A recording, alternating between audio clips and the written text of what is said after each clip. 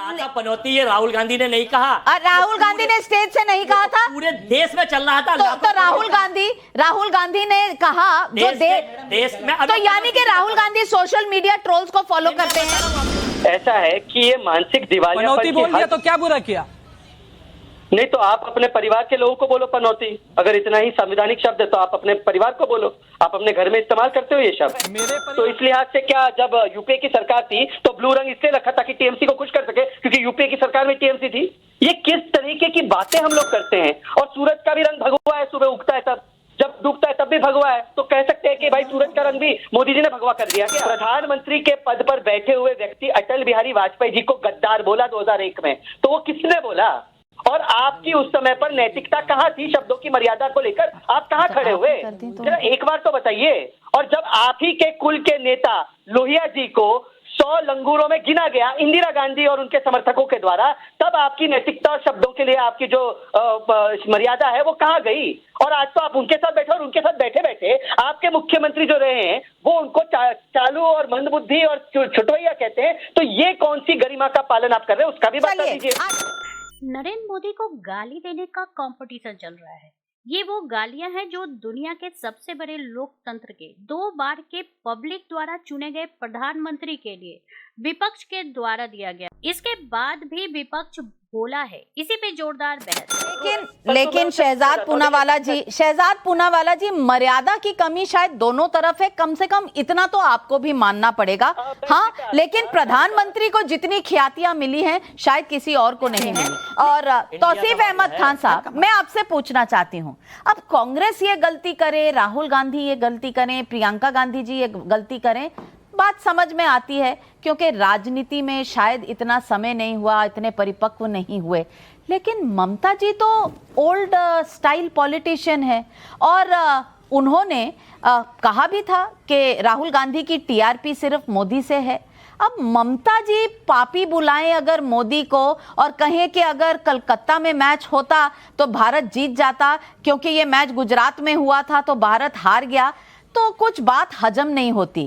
क्या ये इंडी गठबंधन की स्ट्रैटेजी है कि कहीं ना कहीं मोदी को टारगेट करते रहो, या शायद आज एक नोबॉल चल गया ममता जी से? नाविका जी देखिए, खेल के प्रति श्रद्धा, खेल से जुड़े रहना, खेल से मोहब्बत, ये देश की हर एक जनता का जुड़ा हुआ है वर्ल्ड कप क्रिकेट मैच के साथ में। अब जबकि टीम के कुछ सदस्यों का खुद ही ये रिपोर्ट्स में आ चुके हैं, ये कोई सीक्रेट बात नहीं है कि टीम के कोच के कुछ लोग इस बात से खुश नहीं थे कि फाइनल के लिए अहमदाबाद चुना जाए। फाइनल के लिए बॉम्बे भी एक फेवरेट था, कोलकाता भी एक फेवरेट था। कोलकाता में ऑस्ट्रेलिया को हराने का रिकॉर्ड कोलकाता इंडिया टीम ने कोलकाता में ऑस्ट्रेलिया को सबसे ज्यादा हराया है, तो कोलकाता उस मुकाबले में वो हॉट फेवरेट रही है। बॉम्बे में वानखेड़े में हमारे जो 3 प्लेयर थे वो बॉम्बे वानखेड़े स्टेडियम की पिच से बहुत अच्छे से वाकिफ थे, वो वहां पे बहुत अच्छी क्रिकेट खेल सकते थे जैसा उन्होंने सेमीफाइनल में खेल करके दिखाया। लेकिन जब खेल में राजनीति का हस्तक्षेप होता है, जब जर्सी को ऑरेंज घेरुआ बनाया जाता है, ब्लू के अंदर इंडिया जो व्हाइट से होता था उसे भी आप ऑरेंज करा देंगे, जब जय शाह के द्वारा आप जो है नरेंद्र मोदी स्टेडियम में ही आप फाइनल मैच आधिकारिक रिपोर्ट है तौसीफ अहमद भाई, कोई आधिकारिक रिपोर्ट है जिसने ऐसा कहा था? अगर है तो जरूर दिखाइए, आपके साथ हम खड़े हैं, क्योंकि मैच अगर जबरदस्ती हराया जाता है तो इस देश में 140 करोड़ नागरिकों के दिल में दर्द होता है। तो अगर ऐसा कुछ हुआ है तो आप उजागर करिए, वरना अगर आपको यूं ही बात का बतंगड़ बनाना है तो अलग बात है। सबसे बड़ा स्टेडियम अगर है और वर्ल्ड कप का फाइनल है, आप शोकेस नहीं करना चाहेंगे बड़ा फाइनल और बड़ा स्पेक्टेटर्स का स्टेडियम? शहजाद पूनावाला, क्या इस स्टेडियम क्रिटिसिज्म में भी कहीं ना कहीं राजनीति छलक रही है और वहाँ की जनता टीम के लिए चेयर ही नहीं कर रही। सेकंड इनिंग में कितना सेकंड इनिंग में जितना इनका हो गया हो तो स्टेडियम से मिलना चाहिए था भारतीय क्रिकेटर को, नहीं मिला। ये ऑन रिकॉर्ड है, ये रिपोर्ट है। तौसीफ जी, अगर आपका हो गया हो तो मैं अपनी बात रख सकूं। खुद ऑस्ट्रेलिया के कैप्टन ने कहा कि जो सपोर्ट मिलना चाहिए था वो नहीं मिला। अरे अच्छा, आपने कह दिया कि ऑस्ट्रेलिया के कैप्टन ने कहा जितना सपोर्ट मिलना चाहिए था नहीं मिला। वो क्या आप कलकत्ता में ज्यादा दे देते? और क्या ये स्टेटमेंट मैच के बाद आया था या मैच से पहले? शहजाद पूनावाला जी तौसीफ क्या कह रहे हैं? मचा करके जिता देते कल। नाविका जी, आप मेरा नाम तो लेती है पर कोई चुप होने को तैयार नहीं, ना हम अपनी अपनी बारी में बोलने को तैयार है। ऐसा है कि ये मानसिक दिवालियापन बोल दिया तो क्या बुरा किया? नहीं तो आप अपने परिवार के लोगों को बोलो पनौती। अगर इतना ही संवैधानिक शब्द है तो आप अपने परिवार को बोलो। आप अपने घर में इस्तेमाल करते हो ये शब्द? मेरे परिवार मुझे लगता है एक सेकंड आप देखिए तौसीफ जी, स्टेडियम नहीं है। तौसीफ जी या तो आप अपनी बात रख लो या मैं अपनी बात रख लूं। मेरे परिवार के तौसीफ जी यदि जिसके नाम नाविका क्या तरीका है, मतलब कि इस डिबेट में कोई अनुशासन ही नहीं बचा है कि अपनी अपनी बारी में बात रखें। उनका कहना है उनके नाम से कोई स्टेडियम नहीं है, उनके नाम से कोई स्टेडियम नहीं है, इसीलिए आप उनसे सवाल नहीं पूछ सकते, आपको अपना जवाब देना है। जी शहजाद जी, आप देखिए क्या मानसिक दिवालियापन है। वो कहते हैं जर्सी का रंग भगवा है, ये भगवा कैसे हो गया? वो तो उस समय का रंग है और ये पहले से जर्सी का रंग है। जब ये लोग प्रैक्टिस करते हैं, वार्म अप करते हैं, ये तो टीवी पे ब्रॉडकास्ट नहीं होता। जब मैच खेलते तब तो ब्लू है और तृणमूल कांग्रेस का रंग ब्लू है। तो इस लिहाज से क्या जब यूपीए की सरकार थी तो ब्लू रंग इसलिए रखा था कि टीएमसी को खुश कर सके, क्योंकि यूपीए की सरकार में टीएमसी थी। ये किस तरीके की बातें हम लोग करते हैं? और सूरज का भी रंग भगवा है, सुबह उगता है तब, जब डूबता है तब भी भगवा है। तो कह सकते हैं कि भाई सूरज का रंग भी मोदी जी ने भगवा कर दिया क्या? अब इस प्रकार की बेतुकी बातें। दूसरी बात, जो लोग के बारे में ये कह रहे हैं कि लोग अपसेट थे, अभी शमी का स्टेटमेंट आया है कि उसने बहुत ज्यादा उसने कहा कि तारीफ की कि प्रधानमंत्री ने उन लोगों का मोराल उठाया उस समय पर जब उन लोगों का मोराल डाउन था। और एक दूसरा उदाहरण है इंदिरा गांधी का 1982 के एशियन गेम्स के सेमीफाइनल में, जब इंडिया पाकिस्तान की मैच चल रही थी, पाकिस्तान ने 5 गोल दाग दिए तो इंदिरा गांधी जी उठकर चली गई। बिल्कुल। लीडरशिप और ये ट्विटर पर, सोशल मीडिया पर ये वॉरफेयर चल रहा है, लेकिन बस काम पर नहीं, किसी और चीज पर नहीं। अगर सवाल उठाना है तो गालियों से उठाओ, और कभी पनौती, कभी पापी। और राहुल गांधी अगर ऐसा करते हैं तो बहुत से लोग जानते हैं, अखिलेश भैया खुद ही कह चुके हैं कि एक्सपीरियंस नहीं है राहुल गांधी को, लेकिन ममता बनर्जी उन्हें पापी बुलाती हैं।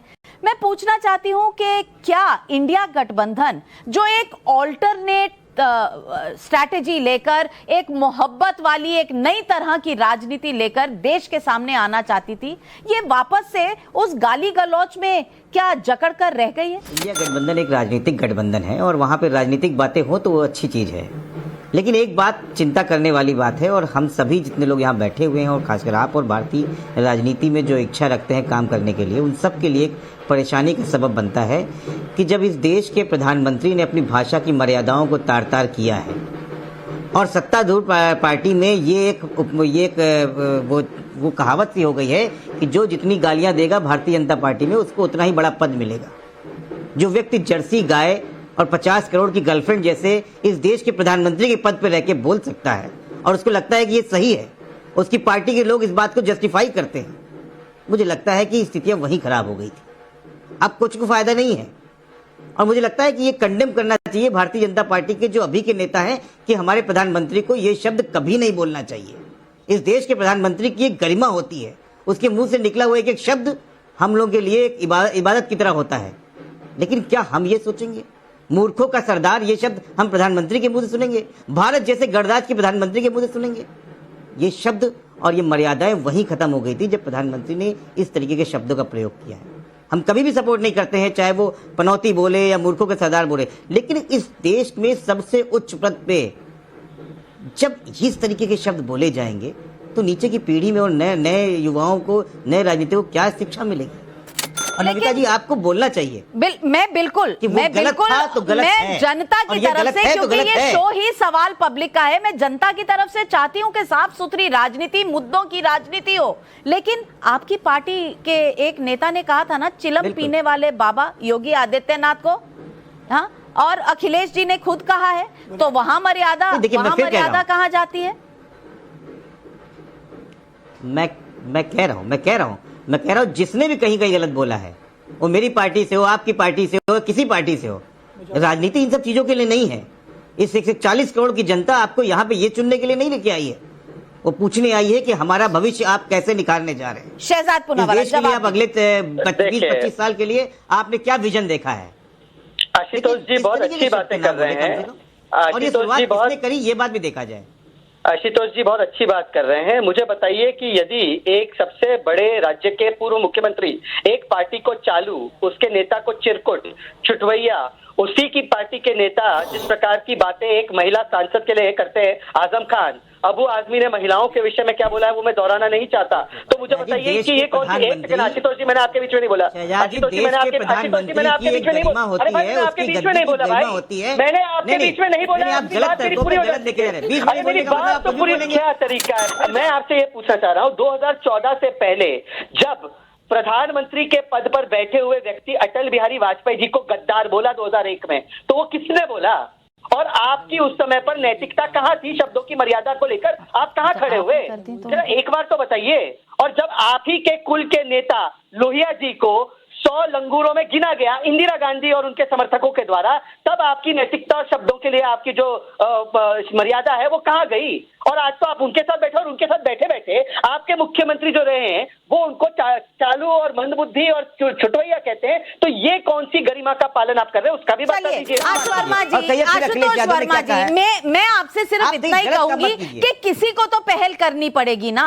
और इंडिया गठबंधन और तो आपके बीच में कुछ भी कॉमन नहीं है, बना ही इसलिए था कि आप नई किस्म की राजनीति करेंगे और जनता के लिए नए किस्म की चीजें देंगे जो जनता के मुद्दे हों। तो ये चालू, ये छुटपैया, ये चिरकुट, ये जनता के लिए कहाँ जरूरी है? नंबर एक। और नंबर दो, अजय वर्मा जी, मैं आ रही हूँ आशुतोष जी। अजय वर्मा जी, सवाल ये है कि मोहब्बत का दावा आपने किया था, तो मोहब्बत में पनौती कहां से आई? एडिटर इन चीफ महोदया, सरकार देश में किसकी है? नरेंद्र मोदी जी की है, भाजपा की है। आदर्श लोग सरकार को मानते हैं, मुझे आपको मानते हैं। तो आप आदर्श नहीं होंगे तो कुछ भी बोलेंगे। एक सेकंड, मैं पूरा तो कर दूं, मैं पूरा कर दूं।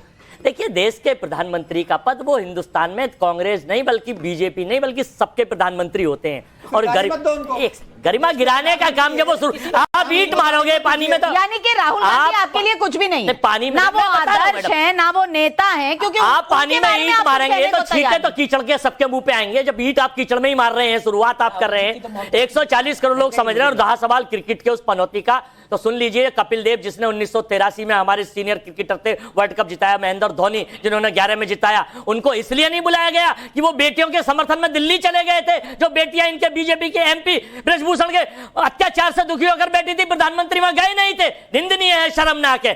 कहते कपिल देव एक चैनल पर कह रहे थे कि साहब मुझे बुलाते तो जरूर मैं जाता। और वो लोग जो क्रिकेट की एबीसीडी नहीं जानते, वो क्रिकेट के पीएचडी के गुरु बन गए हैं, पदाधिकारी बन गए हैं। वो जिसको चाहते हैं बुलाते हैं, बैठाते हैं। और जो क्रिकेट के जनक है, क्रिकेट जिनकी वजह से पैदा, उन्हें बुलाया नहीं गया। ये देश के लोगों की क्रिकेट के प्रेमी मुझे लगता है कि सारे वहां गए हैं। अब रोल किया, उसको तो बुलाया रणवीर सिंह को, क्रिकेट के बारे में। लेकिन कपिल देव, आप मत बोलो बीच में, फिर आप कहेंगे कि मेरे बीच में बोल रहे हैं। थोड़ा शांत रहो भाई, एक मिनट, थोड़ा शांत की आवाज उठाई, मैं कर लूं की आवाज उठाई। नहीं, मैं मॉडरेट कर लूं। यहाँ कांग्रेस पार्टी बॉयकॉट करने में भी नंबर 1, एंकरिंग करने में भी नंबर 1। मोहब्बत इनकी है एंकरिंग से। लेकिन एक मिनट, जनता जो है आपकी भी बॉस है, बीजेपी की भी बॉस है और मेरी भी बॉस है। क्रिकेट वर्ल्ड कप फाइनल में भारतीय टीम की हार को कांग्रेस नेता राहुल गांधी ने पीएम मोदी से जोड़ते हुए उन्हें पनौती बता दिया था। इस पर भाजपा ने उनके चुनाव आयोग से शिकायत की थी। इस पर आयोग ने उन्हें नोटिस भी जारी किया था, लेकिन कांग्रेस अब भी अपने तेवर वही बनाए हुए है। उसने अब सोशल मीडिया पर एक और विवादित टिप्पणी करते हुए पीएम मोदी को पनौती आजम बता दिया है। एक पोस्टर जारी करते हुए लिखा है, पनौती तुम कब जाओगे। इस पोस्टर में कांग्रेस ने पीएम मोदी को चंद्रयान 2 की असफलता, कोरोना और फाइनल में हार के लिए जिम्मेदार बताया है। दरअसल अहमदाबाद में वर्ल्ड कप फाइनल को देखने के लिए पीएम मोदी भी पहुंचे थे। उसी का जिक्र करते हुए राहुल गांधी ने उन्हें लेकर आपत्तिजनक बयान दिया था। किसी चीज या व्यक्ति को अशुभ बताने के लिए पनौती शब्द का इस्तेमाल लोग करते हैं। ऐसे में पीएम मोदी के लिए इस तरह की बात करना कांग्रेस के लिए भारी पड़ सकता है। 2019 के आम चुनाव में पहले भाजपा ने पीएम मोदी के लिए चौकीदार चोर है बोलने को हथियार बना लिया था। अब राहुल गांधी के इस बयान पर भी भाजपा मुद्दा बना सकती है। राहुल गांधी और कांग्रेस पर पीएम मोदी को अपमानित करने का आरोप लगाते हुए भाजपा आक्रामक हो सकती है। इस मसले पर चुनाव आयोग ने राहुल गांधी को कारण बताओ नोटिस भी जारी किया है। अब कांग्रेस ने सोशल मीडिया प्लेटफॉर्म पर एक्स पर 2060 की फिल्म मुगले आजम के तर्ज पर एक पोस्ट जारी किया है, जिसका शीर्षक पनौती-ए-आजम दिया गया है। यही नहीं, यह पोस्ट पंजाब कांग्रेस ने जारी किया है। इसमें लिखा है कि पनौती तुम कब जाओगे। गौरतलब है कि पीएम मोदी पहले भी कांग्रेस की ओर से खुद पर किए गए हमलों को ही हथियार बनाकर चुनाव में उतरते रहे हैं। अब तक इन बयानों पर पीएम मोदी ने कुछ भी नहीं कहा है, लेकिन किसी अहम मौके या फिर लोकसभा चुनाव से पहले पीएम मोदी नरेंद्र मोदी अपने ही अंदाज में इसका जवाब दे सकते हैं। इससे पहले कांग्रेस को मौत का सौदागर, नीच आदमी और चाय वाला जैसी टिप्पणी भारी पड़ी है। इस तरह भाजपा एक बार फिर इस मसले का फायदा उठा सकती है और 2024 से पहले पीएम के अपमान को जोर शोर से मुद्दा बनाया जा सकता है। इस डिबेट को लेकर आपकी क्या राय है, हमें जरूर बताएं। हमारे साथ जुड़े रहने के लिए चैनल को लाइक एंड सब्सक्राइब करना ना भूलें।